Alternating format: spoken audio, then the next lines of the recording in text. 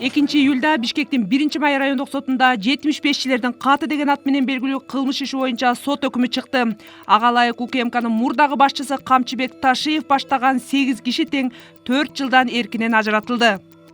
Ташиев Камчыбек Кыдыршаевич Кыргыз Республикасынын кылмыш жаза кодексинин 41-беренесинин 2-бөлүгү, 42-беренесинин 2-бөлүгү, 36-беренеси, 326-беренесинде көрсөтүлгөн кылмышты жазоодо күнөөлүү деп табылсын, жана ага карата мүлктү конфискациялоо менен 4 жылга эркинден ажыратуу түрүндөгү жазасы белгиленсин.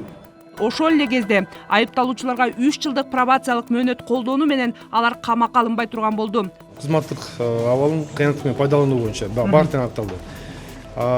Бийликти басып алуу боюнча өзүңүздөр уккандай күнөөлүү табылып 4 жыл жаза берилди. 4 жыл жазасы жана 3 жылдык пробацияга алмаштырылды.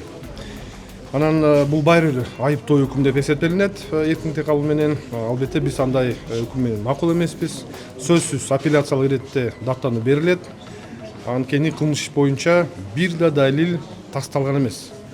Жулуш боюнча мен айтып коеюн, бир да далил тасталган эмес. Жалпак тил менен айтканда, ай сайын бир айда өзүңөр уктуңар соттун өкүмү менен 2 жолу барып катталып туруш керек пробация органына.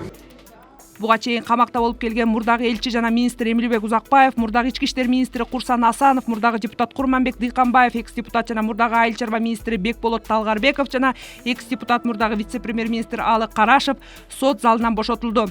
Айыпталуучулардын бири Дыйканбаев өкүмгө канааттанганын билдирди. Алардын буйругу болуп бүгүн пробацияга берди.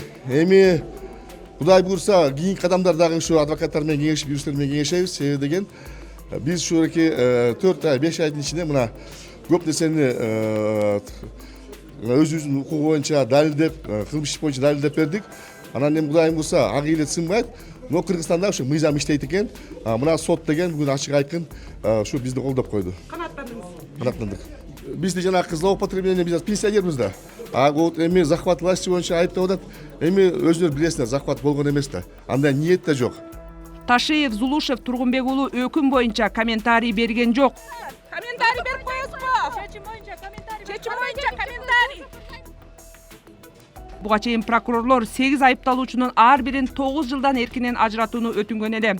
75-чилердин каты боюнча иш 1-Май райондук сотунда 18-майдан тарта карала баштаган. УКМКнын мурдагы башчысы Камчыбек Ташиев, мурдагы башкы прокурор жана экс-депутат Курманкул Зулушев, мурдагы парламент төрагасы Нурланбек Тургунбек уулу баштаган 8 кишиге кызмат абалынан кыянат пайдалануу жана бийликти күч менен басып алууга даярдык көрүү беренелер боюнча айып тагылган.